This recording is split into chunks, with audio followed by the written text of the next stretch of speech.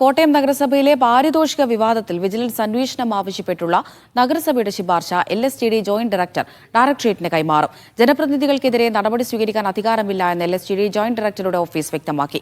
ഈ സാഹചര്യത്തിലാണ് നടപടി. ജോസി ബാബു തുടരുന്നുണ്ട് വിവരങ്ങൾ നൽകാനായി. ജോസി, മറ്റൊരു വിഷയം നഗരസഭയിലെ പാരിതോഷിക വിവാദമാണ്. ഇപ്പോൾ വിജിലൻസ് അന്വേഷണം ആവശ്യപ്പെട്ടുള്ള ശുപാർശ ഡയറക്ടറേറ്റിന് കൈമാറുകയാണല്ലോ. ഈ ജോയിന്റ് ഡയറക്ടറുടെ വിശദീകരണം എന്തായിരുന്നു?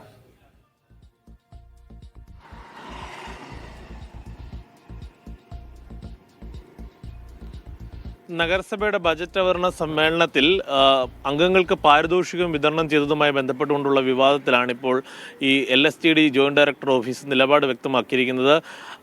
പണപ്പിരിവ് നടത്തിയാണ് അംഗങ്ങൾക്ക് പാരിതോഷികം നൽകിയതെന്നായിരുന്നു ആരോപണം. ഈ ആരോപണത്തിൽ വിജിലൻസ് അന്വേഷണം നടത്തണമെന്ന് നഗരസഭ ഏകകണ്ഠമായി LSTD ജോയിന്റ് ഡയറക്ടറോട് ആവശ്യപ്പെട്ടു. എന്നാൽ LSTD ജോയിന്റ് ഡയറക്ടറുടെ ഓഫീസ് ഇപ്പോൾ വ്യക്തമാകുന്നത് ഇത്തരത്തിൽ ജനപ്രതിനിധികൾക്കെതിരെ ഒരു അന്വേഷണം നടത്തി റിപ്പോർട്ട് നൽകുന്നതിനോ നടപടിയെടുക്കുന്നതിനോ LSTD ജോയിന്റ് ഡയറക്ടറുടെ ഓഫീസിന് അധികാരമില്ല. അത് നേരെ മറിച്ച് ഉന്നത ഓഫീസുകൾക്ക് മാത്രമാണ് അതിന് അനുമതിയുള്ളത്. അക്കാര്യം വ്യക്തമാക്കിക്കൊണ്ട് LSTDയുടെ പ്രിൻസിപ്പൽ ഡയറക്ടറുടെ ഓഫീസിലേക്ക് ഇത് നഗരസഭയുടെ ശുപാർശ കൈമാറുമെന്നതാണ് LSTD ജോയിന്റ് ഡയറക്ടറുടെ ഓഫീസ് വ്യക്തമാക്കുന്നത്. എന്തായാലും നമുക്കറിയാം, നഗരസഭയിൽ ഇപ്പോൾ വിവാദങ്ങൾ ഓരോ ഘട്ടത്തിലും ഓരോ ദിവസവും ഉയർന്നു വരികയാണ്. ആദ്യം പെൻഷൻ തട്ടിപ്പാണ് പുറത്തു വന്നത്. 2.39 കോടി നഗരസഭയുടെ മുൻ ജീവനക്കാരനായ അഖിൽ സി വർഗീസ് തട്ടിയെടുത്ത കേസിൽ അന്വേഷണം ക്രൈംബ്രാഞ്ച് നടക്കുകയാണ്. ഇതുവരെ അഖിൽ സി വർഗീസിനെ പിടികൂടുവാൻ കഴിയുന്നില്ല.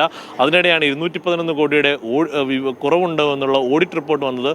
അതിനൊപ്പം തന്നെയാണ് ഇപ്പോൾ പാരിതോഷിക വിവാദവും നഗരസഭയിൽ ആളിക്കത്തുന്നത്. അതിനിടയിൽ വിമർശനങ്ങൾ ഒരുപാട് നഗരസഭയ്ക്കെതിരെ ഉയരുന്നുണ്ട്. പദ്ധതി വിഹിതം ഏറ്റവും കുറവ് ചെലവഴിച്ച നഗരസഭകളിലൊന്നാണ് കോട്ടയം നഗരസഭ എന്നുള്ള വിമർശനവും പല കോണുകളിൽ നിന്നും ഇപ്പോഴും ഉയരുന്നുമുണ്ട്. അമൃത. ശരി, ജോസി ബാബുവാണ് വിവരങ്ങൾ നൽകിയത്.